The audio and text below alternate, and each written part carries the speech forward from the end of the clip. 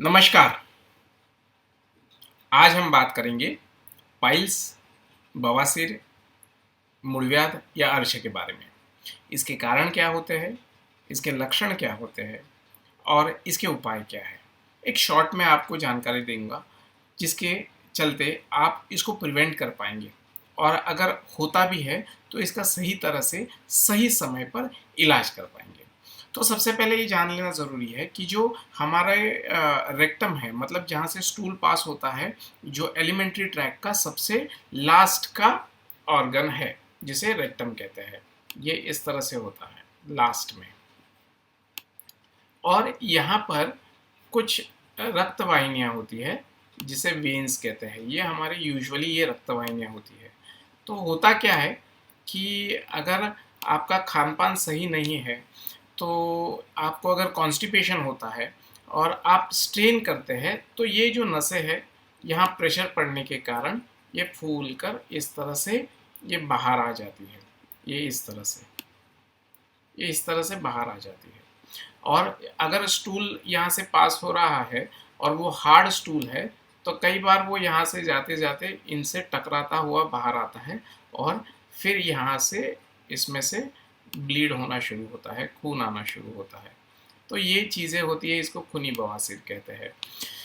इसके कारण में क्या है, तो कारण में सबसे पहले बहुत इंपॉर्टेंट चीज़ जो है वो है अग्निमांद्य, यानी कि आपका जो डाइजेस्टिव फायर है, अग्नि है, वो मंद होना। और ये मंद क्यों होता है? क्योंकि हम ओवर ईटिंग करते हैं, बहुत मात्रा में खाना खाते हैं, भूख नहीं है तब भी हम खाना खाते हैं। तो इसके चलते वो अग्नि मंद होता है, जो खाना हमने डाला है वो डाइजेस्ट नहीं होता है। डाइजेस्ट नहीं होने के कारण सही तरीके से बाहर नहीं निकलता है और कॉन्स्टिपेशन होता है। और कॉन्स्टिपेशन होने के कारण यहाँ पर स्ट्रेनिंग किया जाता है और जैसे मैंने बताया ये आगे की सारी चीज़ें होना शुरू होता है। तो ये एक कारण है। दूसरा कारण है खाने में फाइबर की कमी होना, यानी कि हम केवल मैदे वाले आइटम, बेसन वाले आइटम जिसमें सब्जियां कम है, ये चीज़ें अगर खाने में रहेगी तो जो स्टूल का कंटेंट है, जो फाइबर है, वो कम होने के कारण हार्ड स्टूल होगा और ये पाइल्स जैसी शिकायत आएगी। उसी के साथ साथ सेडेंटरी लाइफस्टाइल, यानी कि एक ही जगह पर बैठे रहना, व्यायाम का अभाव। अभी हम देखते हैं सुबह हम बेड से उठते हैं, सोफे पे बैठते हैं, सोफे से फिर गाड़ी में बैठते हैं, गाड़ी से ऑफिस में जाते हैं, ऑफिस में जाके चेयर पे बैठते हैं, चेयर से फिर यही रूटीन हमारा रहता है। और अगर एक्सरसाइज नहीं है तो जो हमारी अतड़ियाँ है, जो हमारे बॉवल्स है, इंटेस्टाइन है, इस तरह से तो वो भी शिथिल हो जाते हैं, क्योंकि इनमें गति रहती है। इनको पेरिस्टाल्टिक मूवमेंट्स कहते हैं। इनमें वात होता है जो इस मल को बाहर निकालते रहता है। तो इसीलिए अव्यायाम ये भी इसका एक महत्वपूर्ण कारण है।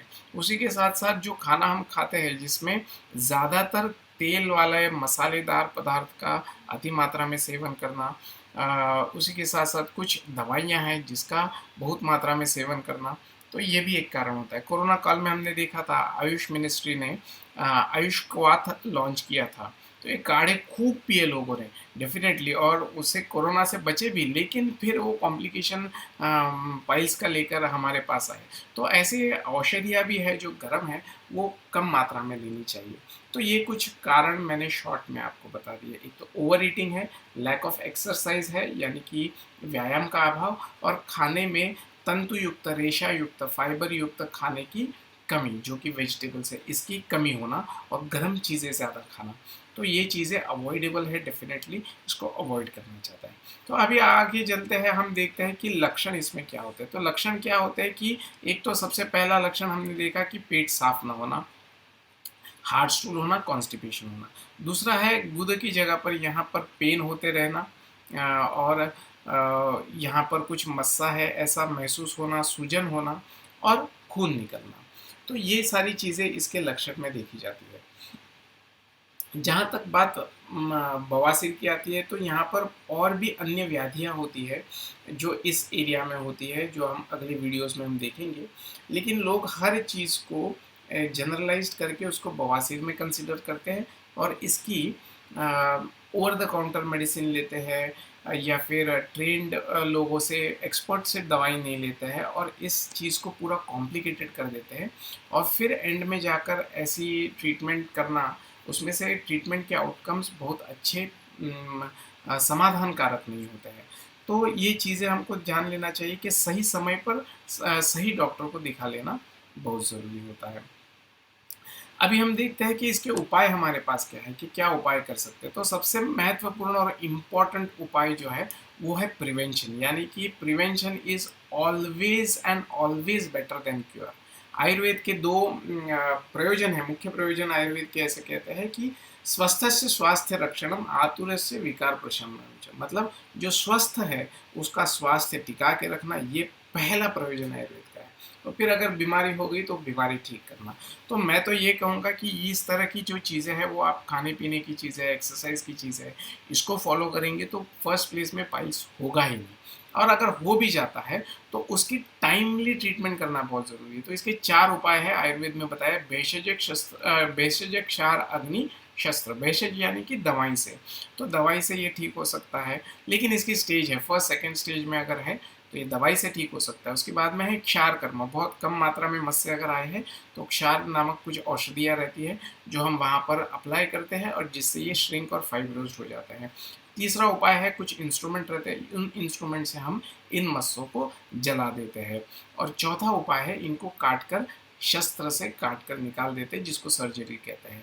तो ये 4 उपाय इस पाइल्स के हैं, लेकिन इन चारों का भी एक समय है, उस समय पर अगर वो किए जाते हैं तो ही ये परिणाम इसके अच्छे देखने मिलते हैं, अन्यथा इसका रिकरेंस होता है, ये बार बार होते रहते हैं। तो मैं आशा करता हूँ कि आपको एक टेक होम मैसेज आज की वीडियो से लेके जाना है तो ये बहुत इंपॉर्टेंट है कि prevention is always better than cure. Over eating ना करें, तंतु युक्त, रेशा युक्त, फाइबर युक्त आहार जैसे वेजिटेबल्स है इनका उपयोग ज़्यादा से ज़्यादा करें। दूधी, परवल, भिंडी, ये सब्जियों का उपयोग ज़्यादा से ज़्यादा करना चाहिए। गर्म पानी का उपयोग करना चाहिए, गर्म पानी में जीरा डालकर इसका बीच बीच में सेवन करते रहना चाहिए। और इसमें से कोई भी लक्षण जैसे मैंने आपको बताए, ये अगर आपको महसूस होते हैं तो इसको निगलेक्ट ना करें, इसको सही समय पर आप अच्छे डॉक्टर को दिखा करके इसका सही तरीके से उपाय कर लीजिए। धन्यवाद।